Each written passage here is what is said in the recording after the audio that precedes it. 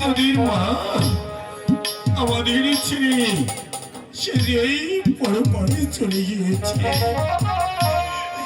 তোদের চোখের জলে সাগর বলে দিতে পারবি, কিন্তু তোদের মা কোনোদিন ফিরে আসবে না। না পিতা না, আপনি মন করে বলবেন না। আমি যে মাকে ছেড়ে কখনো থাকতে পারবো না।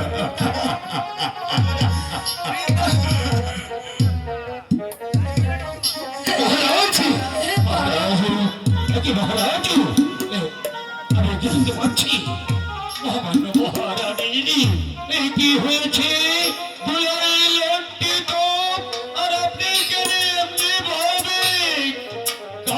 সেনাপতি মেয়ের কাশি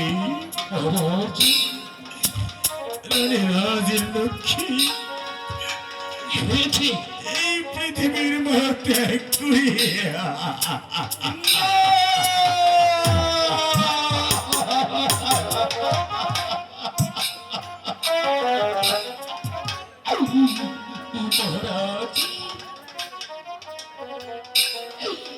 যার দয়ায় আমি এই ধর্মপুর রাজ্যে আমি চাকরি পেয়েছি, আজ সেই মহামান্য মহারানী এই পৃথিবীর মায়া ত্যাগ করে চিরদিনের মতো চলে গিয়েছে। সেনাপতির কাছে এটি ভগবানের ইচ্ছা, তাই তো আমার আমার সহধর্মিনী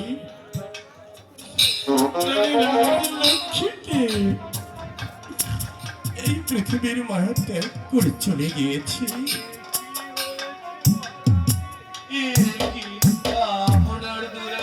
মাটিতে লুটে পড়েছে, আপনার চোখে জল দেখতে পাচ্ছি মহারাজ। মন্ত্রী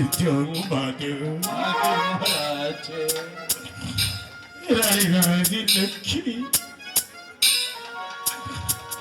আমাদের ত্যাগ করে পুরো পাহাড়ে চলে গিয়েছে। রানী রাজলক্ষ্মী তারা আপন দেশে চলে গিয়েছে। আপনি যদি এভাবে ভেদ করে দেন তাহলে রাজকার্য অচল হয়ে পড়বে মহারাজ। আপনার দোলালকে সান্ত্বনা কে দেবে মহারাজ? তাহলে আর বিলম্ব না করে রানী রাজলক্ষ্মীর সত্তরের কাজটা সমাধান করতে হবে। মন্দির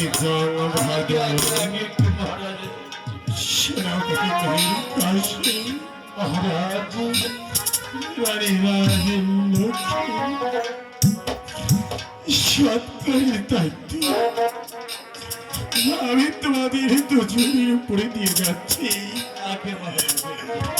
ওই আপনি দুলাল পিতা তোদের মায়ের যে সৎকারই করতে হবে তোরা আমার সঙ্গে চলে যাবে। না পিতা না আমি আমার মাকে ছেড়ে কোথাও যাব না। আমার যত দিন আমার মার কাছে আমি থাকতে চাই পিতা। তাকিয়েছে পিতা মা ছাড়া যে এই সন্তানের কোনো দরদ থাকে না। দাদা পিতা গো, আমরা দুজন আমরা কাকে মা বলে ডাকবো? কে আমাদের আদর করবে পিতা? আমার মাকে ছেড়ে আমি কোথাও যাবো না পিতা। আমি যাবো না, আমি যাবো না। ওরে দুলাল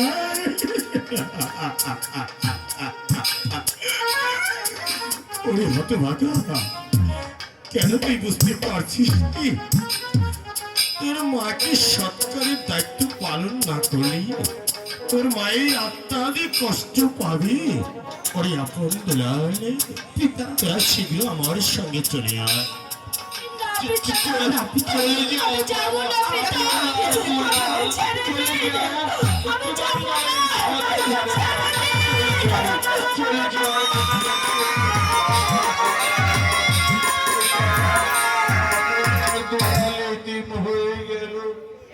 এই সেনাপতি মীর কাসেম এখানে আর বিলম্ব করার কিছু নেই।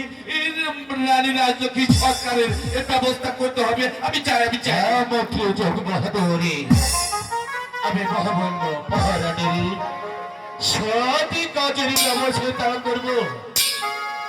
অবশ্যই দেবী আমি যেন পারি তোমার সাথে কাজই করতে। আমি শেষে সমাধি করবো তোমাকে। রাজলক্ষ্মীকে সেনাপতি বীর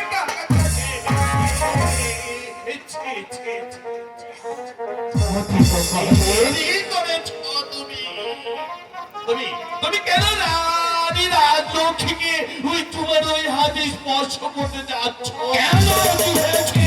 কেন কি হয়েছে সেটাও তোমায় ভেঙে বলতে হবে।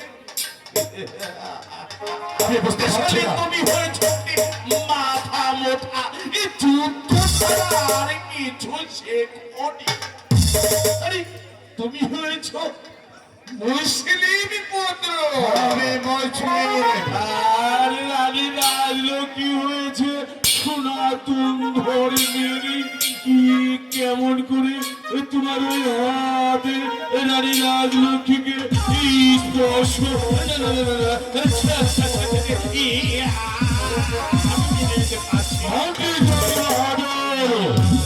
কণ্ঠ নামিয়ে কথা হলো সেনাপতি রানী রাজলক্ষ্মী যদিও সনাতন ধর্মের হয়, আমি যদি একটি মুসলিম হই আমি রানী রাজলক্ষ্মীকে আমি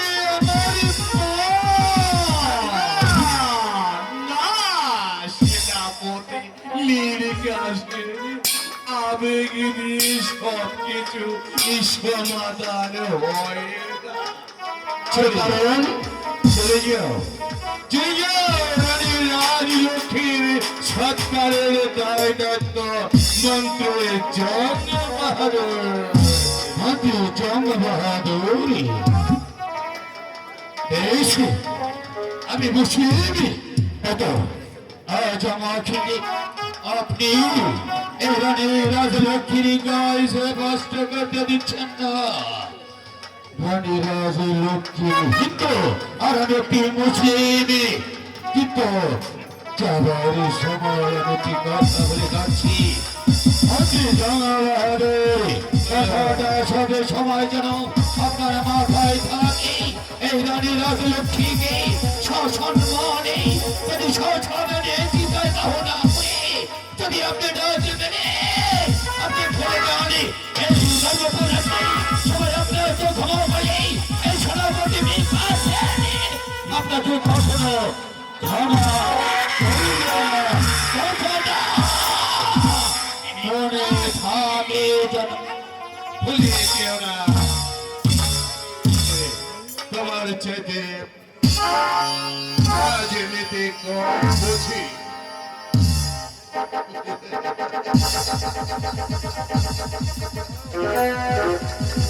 হয়তো পিছন থেকে তোকে আর বসাতে হলো না। শেষ।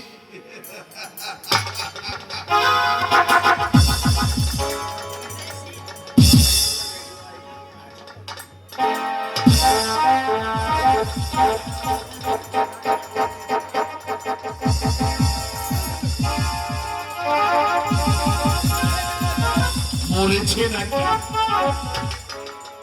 আমার গোপন কথা ফাঁস হয়ে যেতে পারে। আমি একটু ভালো করে দেখে নি।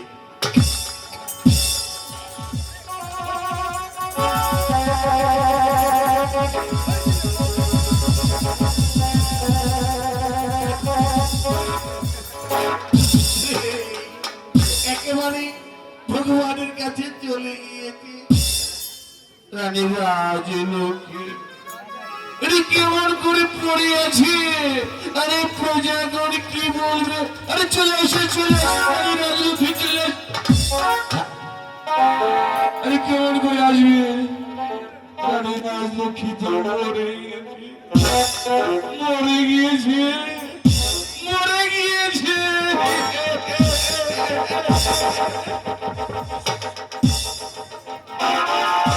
রাজলক্ষ্মী তোমার স্নেহের আপনার দুলালকে তুমি পারতে আমার হাতে তুলে দিতে, আমি সত্য কাঁধে তুলে দিতাম।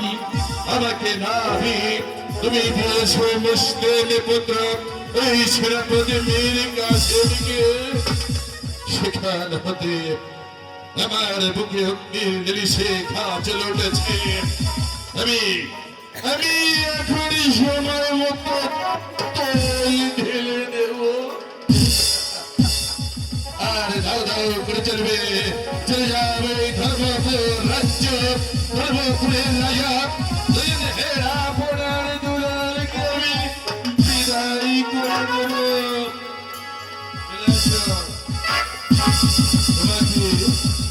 তোমাকে আমি সৎকার করবো। ওই তো তোমার দিকে তাকিয়ে আছে। এই রাজ্যের যত হিংস্র প্রাণীগুলো তাকিয়ে আছে তোমার দিকে। খাবি খাবি টেনে টেনে চিপড়িয়ে চিপড়িয়ে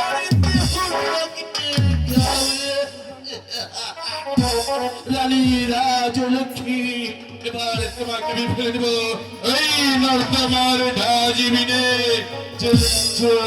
চলো রানী রাজ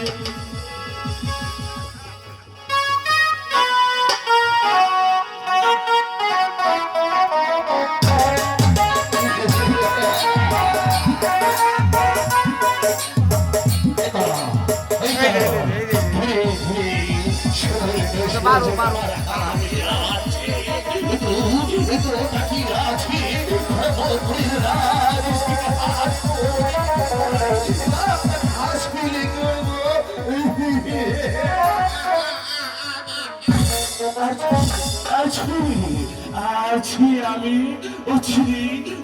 তোমার আছি আমি আছি সামান্য সময় আমি এসে তোমার কোলে বসি। আমি এই ধর্মপুর রাজ্যটাকে পরিচালনা করবো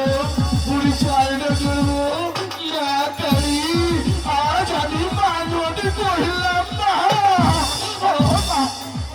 সিংহাসন যদি তোমাকে পাই দাও বাধা দেব না, বাধা দেব